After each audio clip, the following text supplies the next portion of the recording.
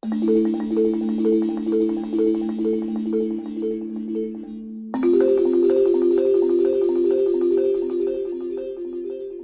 que un movimiento surja, se haga explícito, tienen que haber un montón de microcambios que son muy difíciles de detectar y que la sociología normalmente no le interesa mucho detectarlos, sino solo la expresión pública, la expresión abierta, pero sí considero que son todos esos goteos lo que finalmente genera el gran movimiento.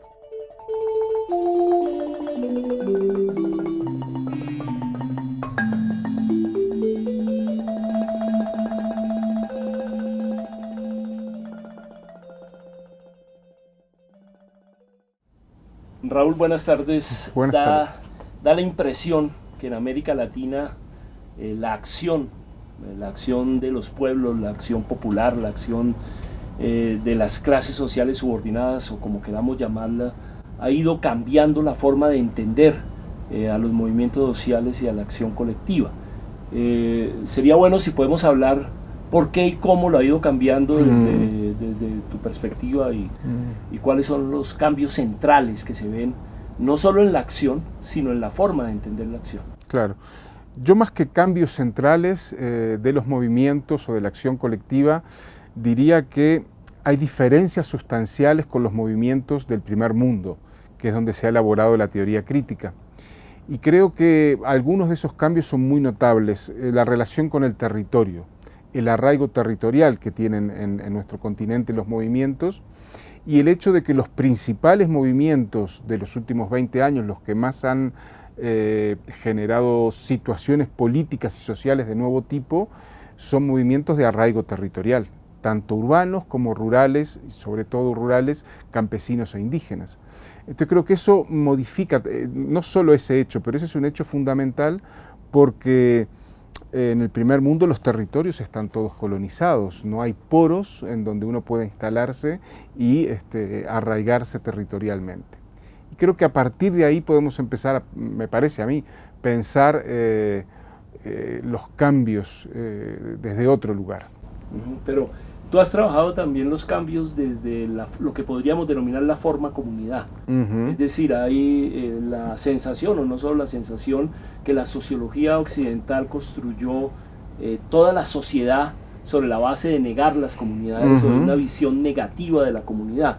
Y la emergencia de movimientos sociales en Bolivia, por ejemplo, pero también en el Perú, en Colombia también, en el sur de Colombia, en Ecuador, muestran otra cara de la comunidad, claro, no esa cara de la comunidad retardataria, de la comunidad que es puro afecto, de la comunidad que no propone alternativa, que está en algo así como la premodernidad, y pareciera que los movimientos también ponen en evidencia que hay otro tipo de comunidad y no es la comunidad negativa de la sociología y de las ciencias sociales occidentales.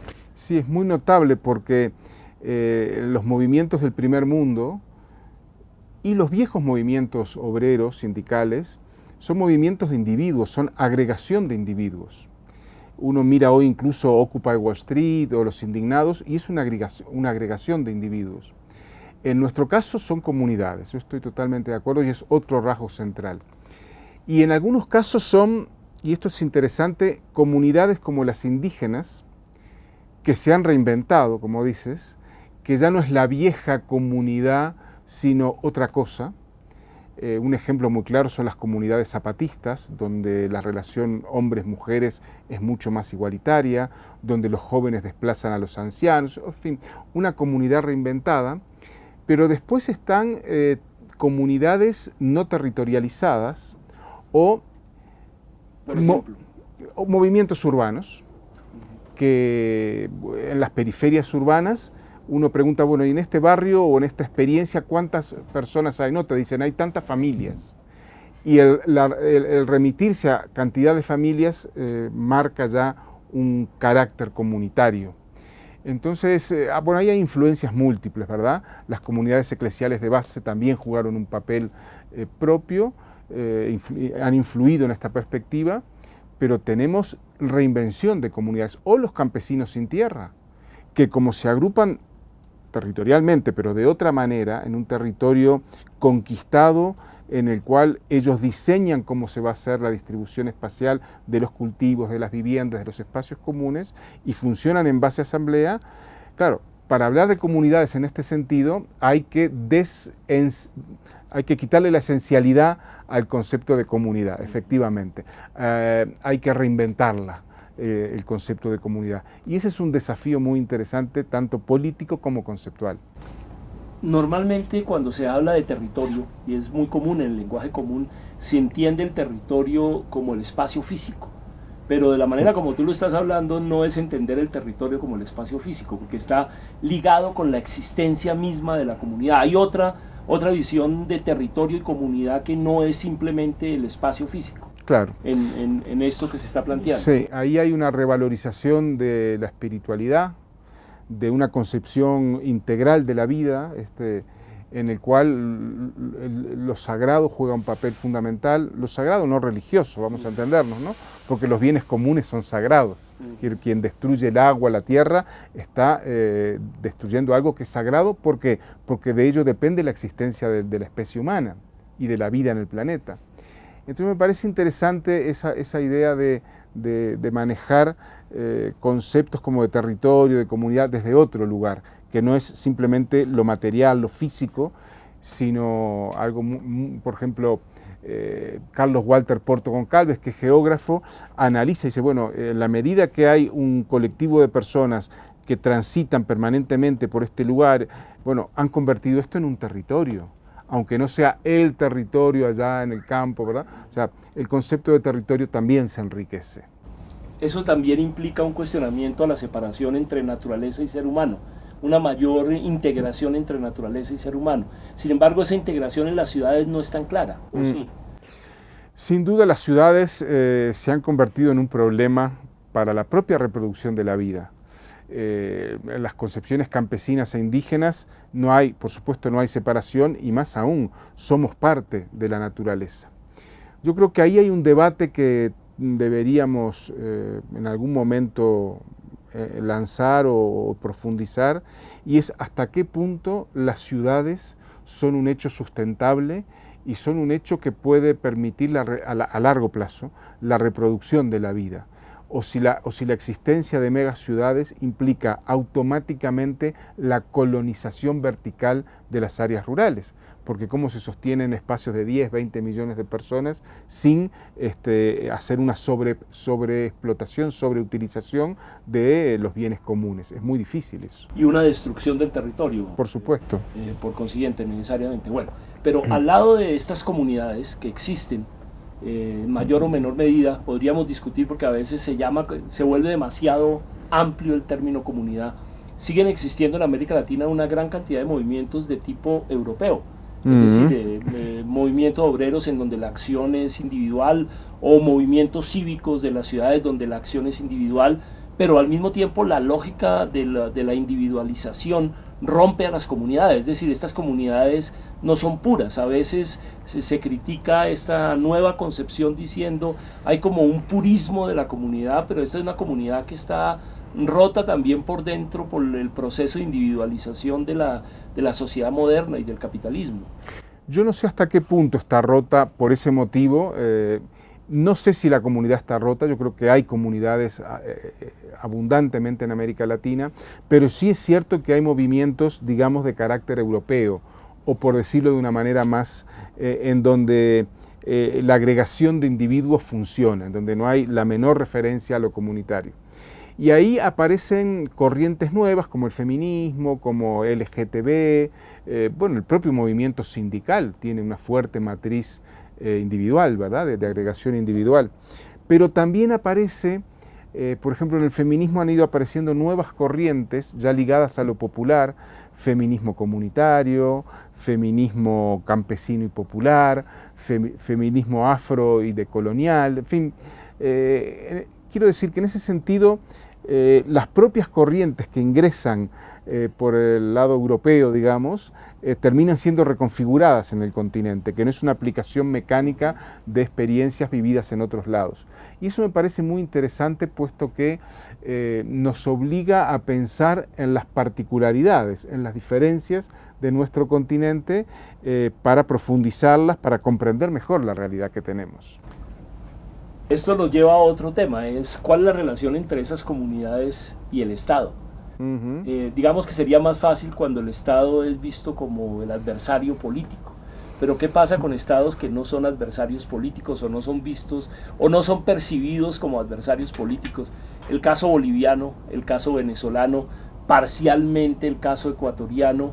¿Qué pasa con esa relación con el Estado? Porque diera la impresión de que en esta visión de los movimientos hay un antiestatalismo similar al antiestatalismo anarquista.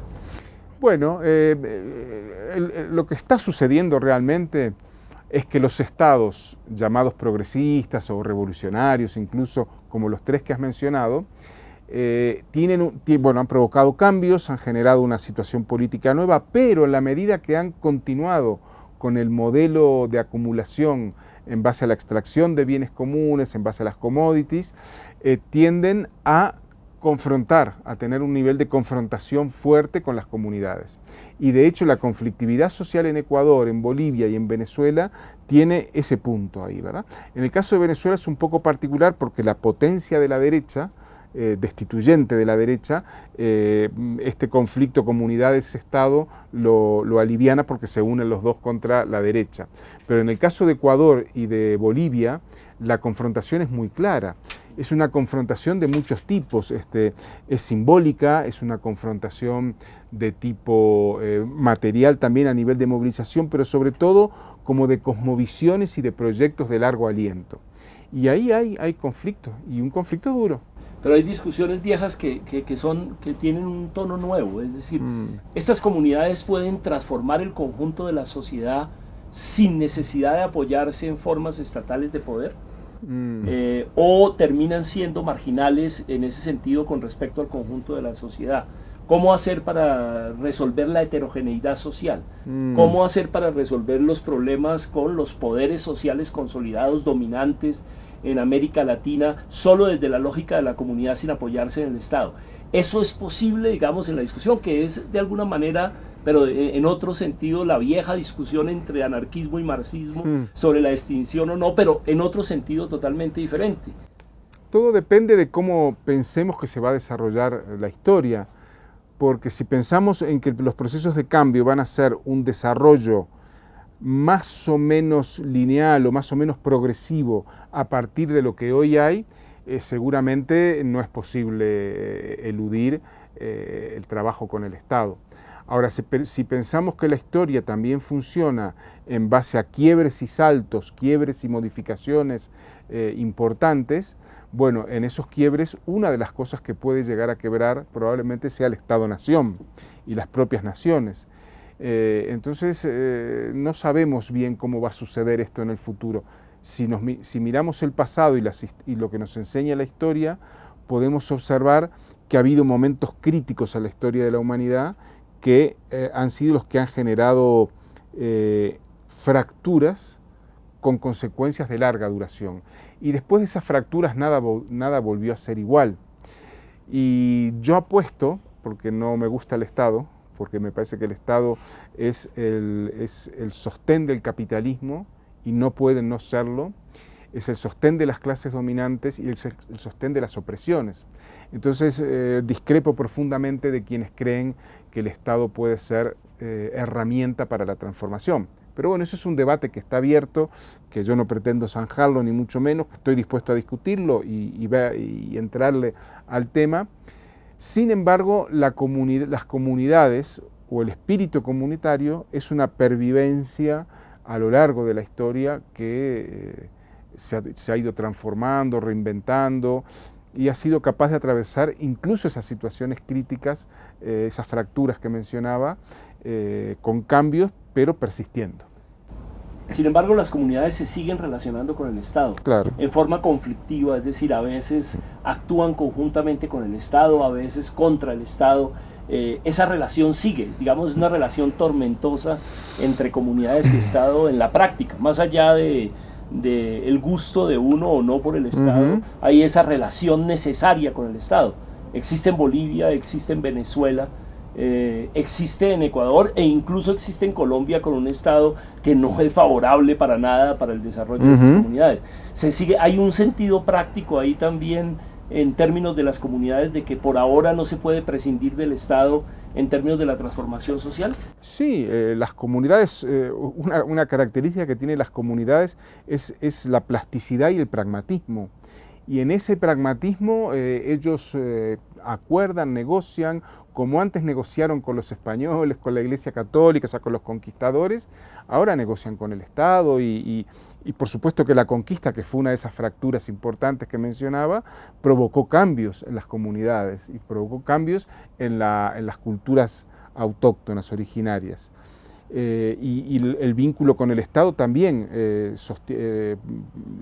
provoca cambios en las comunidades de muy diverso tipo. Uno de ellos es que tiende a estratificarlas, o sea, a cuestionar las comunidades como comunidades, a generar liderazgos impulsados desde afuera, entre muchas otras cosas, y cambios que son positivos, porque por ejemplo el vínculo con Occidente ha introducido la problemática de la mujer, que las comunidades por sí mismas no la traían, ¿verdad?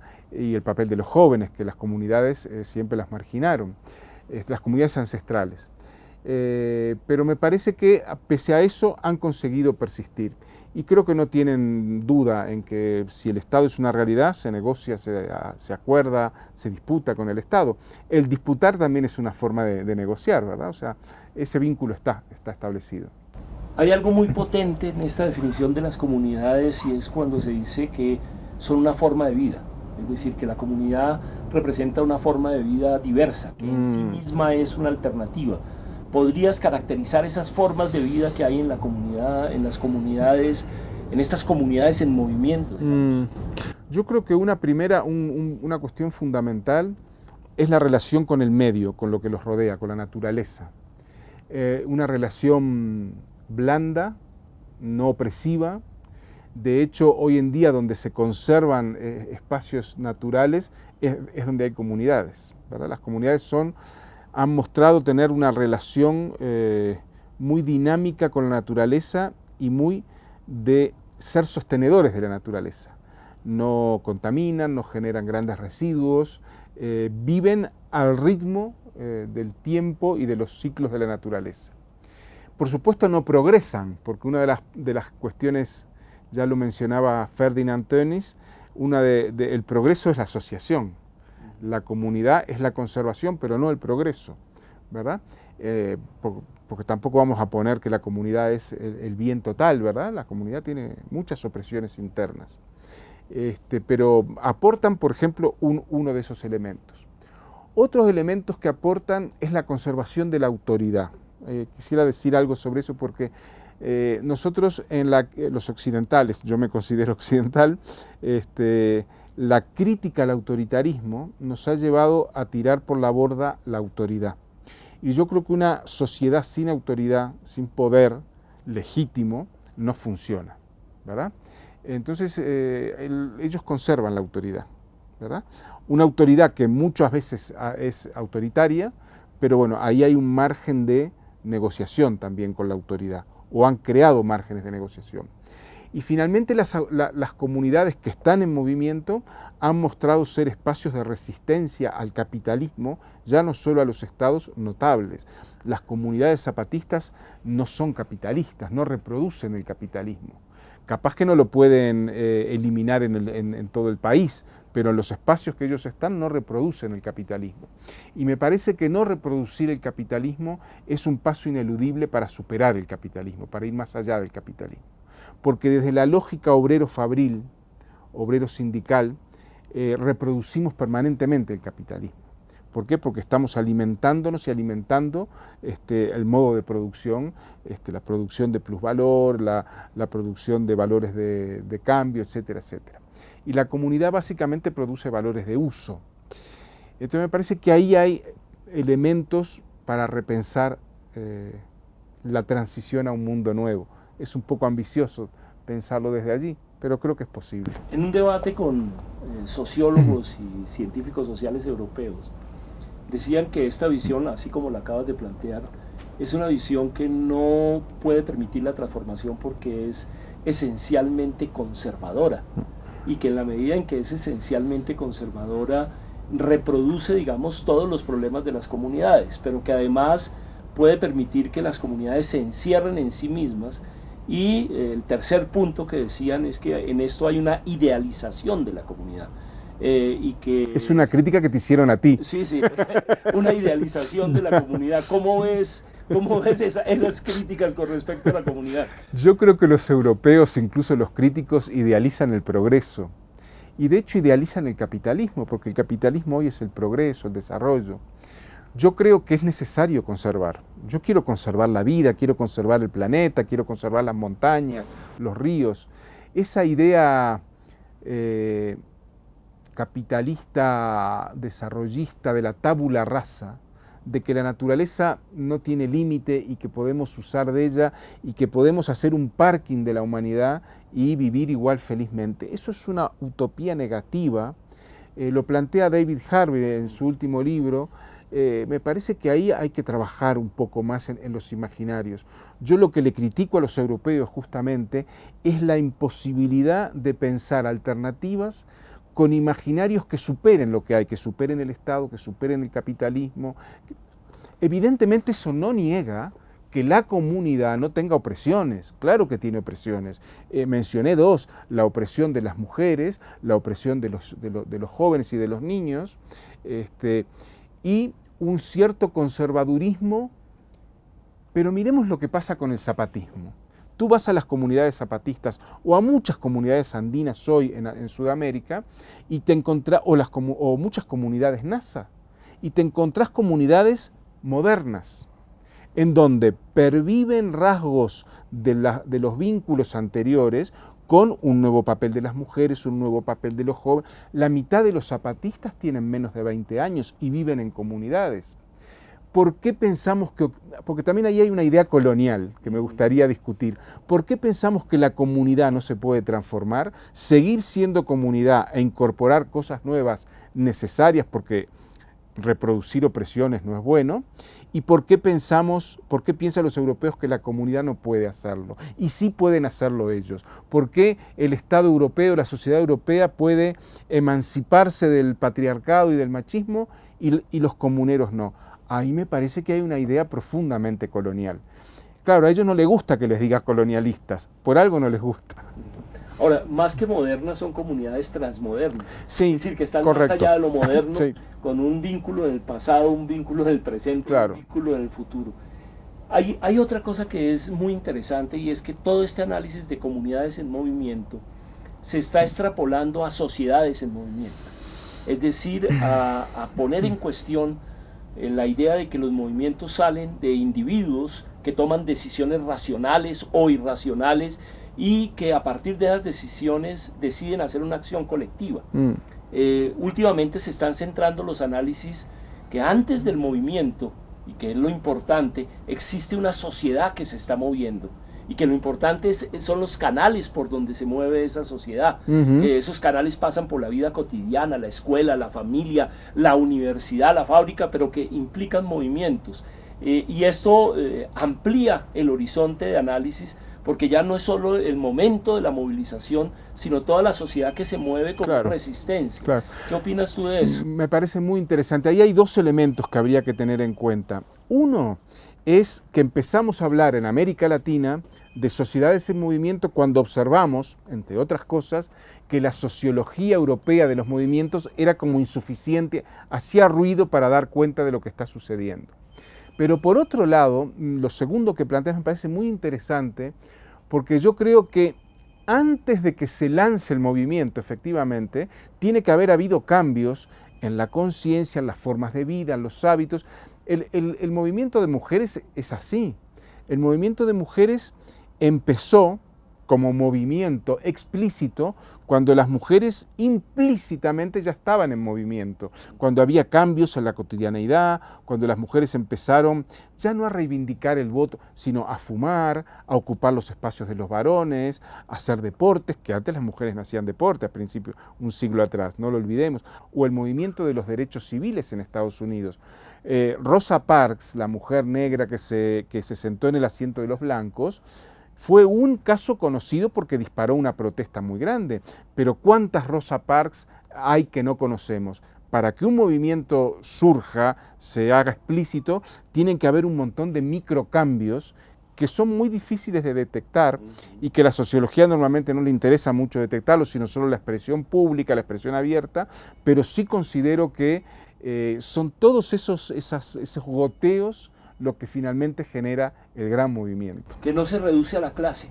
No. Como lo veían los marxistas británicos. No. Es decir, que es algo que está entre las clases y más allá de las clases. Claro, y que en cada clase o en cada sector social tiene expresiones distintas, ¿verdad? No es lo mismo hoy como luchan por su lugar las mujeres de clase media que las mujeres de los sectores populares o de los afros o indígenas. Son realidades distintas. Pero sí, estas nuevas corrientes atraviesan a todas las clases. Hay otro elemento de esta transformación que resulta interesante. Hasta hace unos años, los intelectuales latinoamericanos que se destacaban eran los que estaban más cercanos a Occidente. Sin embargo, estas transformaciones conceptuales vienen precisamente de intelectuales que no están tan cercanos a Occidente, a pesar de que tienen un diálogo con Occidente. Pienso en Mamani, pienso en Quispe, pienso en Silvia Rivera Cusicanqui. ¿Cómo ves esa transformación? Porque cambia el mapa político, es decir, de alguna manera los referentes estaban en Argentina, en Uruguay, en Chile, pero de pronto hay una producción intelectual en Bolivia, por ejemplo, que es extraordinaria y que a veces se resiste la academia latinoamericana a observarla, a aceptarla y a responder a los interrogantes que hay desde esa perspectiva. Sí, ahí hay dos cambios muy notables. Uno es el que mencionas, que empiezan a aparecer intelectuales ya no en Buenos Aires, ya no en Ciudad de México, ya sino en los márgenes, comillas, ¿no? En el alto, o en lugares donde no se espera que surjan intelectuales, que además son intelectuales que están en academias de segunda categoría o marginales, para lo que es la centralidad de las academias, o que tienen un vínculo muy estrecho con los movimientos. O sea, cuando tú hablabas de Mamani, Pablo Mamani participó en las revueltas en el Alto, 2003 y 2005, o sea, no es solamente un intelectual, él fue uno de los que fue a poner sus piedras en las barricadas. Y por otro lado, empiezan a surgir, no sé si llamarlos intelectuales, pero sí pensamientos y pensadores sin título académico, sin ser academia, ¿no? Como Lucho Macas en el caso de Ecuador. Intelectuales orgánicos en el exactamente, o Lorenzo Muelas en el caso de los NASA, o sea, personas que se han formado como intelectuales de los pueblos, que a veces también pueden tener algún título, pero que esa parte o sea, sus pensamientos no nacen en la academia. Entonces es muy interesante porque hay como círculos concéntricos, ni mejores ni peores, ¿no? Por un lado hay personas o universidades periféricas y personas periféricas y por fuera que empiezan a producir. Y si uno observa más en detalle, intelectuales de los movimientos van a tener más, o sea, personas intelectuales no académicas, más vínculo con estos nuevos intelectuales, Silvia Rivera, Mamani, no europeizados, que con los europeizados. Y es muy interesante. Y hay muchas críticas ahí, porque incluso cuando aparecen teorías como la que critica la colonialidad, la decolonialidad, muchos de estos sectores las miran con recelo, porque vienen de esos europeos, de esos latinoamericanos, pero europeizados, o más, digamos, como tú mejor dijiste, más cercanos a Europa. Y entonces ahí hay un movimiento muy interesante. Pero de hecho ya sucedía con Fanon. Claro. Es decir, con toda la resistencia a Fanon desde el comienzo y los intentos de descalificación. ¿Cómo ves todo este fenómeno en Brasil? Que a veces resulta extraño, digamos, en América Latina, no tiene la misma dinámica que otros países de América Latina, pero tiene una dinámica extraordinaria y se están dando fenómenos. ¿Cómo ves esto? ¿Hay acogida? ¿Esto está sucediendo en Brasil? ¿Ese pensamiento también tiene raíces en Brasil? Yo creo que Brasil es un magma de cosas interesantísimo. Por ejemplo, todos estos movimientos que hubo en junio, una parte de ellos son protagonizados por jóvenes académicos, o sea, que ya tienen sobre los 30 años, que comenzaron en el movimiento Pase Libre, en estos movimientos, y que finalmente se licenciaron, pero están trabajando junto al movimiento o reflexionando junto al movimiento. O todo el movimiento de los geógrafos, que es un movimiento importante, quizá de todos los sectores de la academia, los geógrafos sean los que han logrado componer un movimiento mixto de docentes y estudiantes, o de catedráticos y estudiantes. Y ahí uno va a los encuentros y ve tesis y grupos de trabajo sobre el hip hop, sobre los negros en la periferia, sobre la cultura negra, pero no la cultura abstracta, sobre la música negra, sobre la percusión negra, en fin, el reggae, o sea. Entonces empieza a haber una cantidad muy rica de producciones que yo no sé si es que es la periferia de la academia o que la periferia está ingresando en la academia, porque en el congreso de la Asociación de Geógrafos que estuve el año pasado, había cantidad de jóvenes afros, con sus grupos de trabajo, con sus temas, y bueno, ya son una fuerza ahí adentro. Entonces yo creo que en Brasil están pasando cosas muy interesantes. Claro, es un país donde la escolarización ha crecido enormemente, donde las universidades han crecido enormemente, donde hay movimientos, porque en Brasil hay un cupo para entrar, porque hay exámenes, donde hay movimientos para ampliar la presencia y donde se han puesto cuotas por parte del gobierno en el cual tiene que haber tanto porcentaje de afros. Entonces, claro, las universidades están empezando a democratizar. Entonces eso va a cambiar, está cambiando y va a cambiar mucho más en el futuro. La comunidad también se siente en Brasil, porque es otro tipo de comunidad. Es otra cosa. En donde el elemento afro y el elemento comunitario afro está presente y ha sido transformado.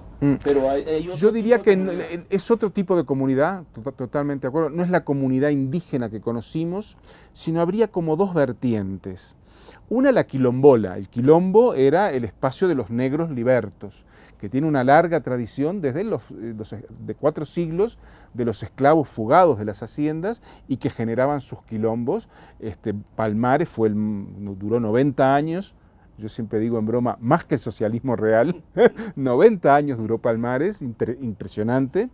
Y bueno, ahí hay una tradición muy fuerte. Y todavía hay movimientos quilombolas y hay lugares que dicen esto es un quilombo porque hay familias negras, porque es un espacio, es un territorio. Y después está toda la otra corriente más actual, que es las comunidades eclesiales de base.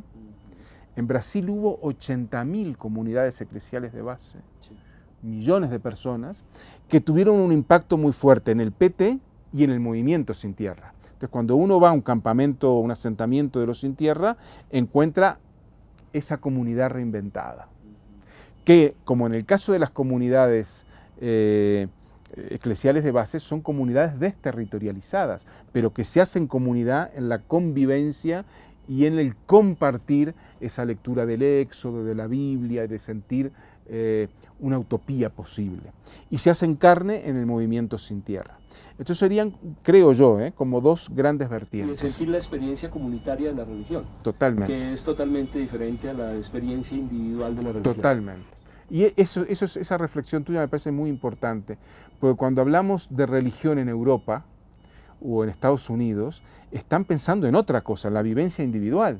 Y nosotros, yo no soy cristiano, nunca participé, pero por los que conozco no piensan la religión en el sentido individual. Quizá un último punto para redondear es el tema del poder. Yo hice el paralelo, o más bien acerqué a las reflexiones que se están dando con el anarquismo.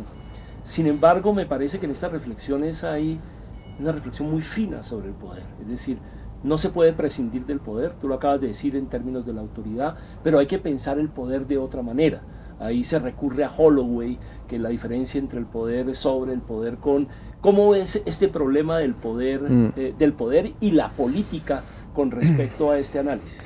A mí me parece que hay que ir un poco al pasado, a gente como Clastres, cuando estudia la comunidad, y dar un salto también a lo actual, ¿no? A mí me parece que eso es muy interesante porque no podemos imaginar todo poder como Estado. Hay poderes que no son Estado. Bueno, la comunidad es un poder que no es Estado, todo tipo de comunidad. Pero además hemos visto, y esto es una experiencia que me gustaría relatar muy brevemente, que el movimiento zapatista no es el único, pero es el que más lo ha hecho, ha podido crear 3 pisos de autonomía: la comunidad, el municipio y la región. En pocos lugares, ciertamente, 200, 300.000 personas, pero en esos 3 pisos han creado formas de comunidad, no comunidad, en la base hay comunidad, pero ya el municipio funciona con la lógica comunitaria, aquello de la máquina de Leuciana, por decirlo de alguna manera, una lógica comunitaria, una máquina comunitaria no territorializada. Rizomática. Exacto. Y la región en un sentido más amplio. ¿Por qué? Porque funcionan en base a la asamblea, a la rotación o turno y a ciertas características que le dotan un carácter de poder autónomo no estatal, digamos, por decirlo de alguna manera. Entonces me parece que ahí entramos en un terreno nuevo, fascinante, que ya veremos qué da de sí, pero que no podemos pensar, porque ya la práctica nos lo indica, que el horizonte emancipatorio es estatal. Hay otros horizontes posibles que veremos que dan de sí. Lo mismo dentro de 50 años otros hacen balance, como nosotros hemos hecho, del socialismo soviético y decimos, no, mira, esto dio un resultado pésimo. Pero hoy abre una ventana que yo creo que es promisoria. Sin embargo, dentro del poder hay problemas por resolver. El problema de las armas y el problema por militar. Supuesto. ¿Cómo se va a resolver eso? El problema del delito, claro. Por ejemplo, cómo se resuelve, y de la policía, el problema del aparato judicial, y todo esto para resolverlo a nivel de las comunidades todavía falta muchísimo. Falta muchísimo para pensarlo. Ustedes en Colombia tuvieron una buena experiencia, es cierto que no duró mucho, que fue el Quintirlame, que era un aparato armado, pero que finalmente estaba subordinado a las comunidades, con líos, con contradicciones, con fugas, pero bueno, hay experiencias muy interesantes. Bueno, muchísimas gracias. Gracias a ti, Leopoldo. Bueno.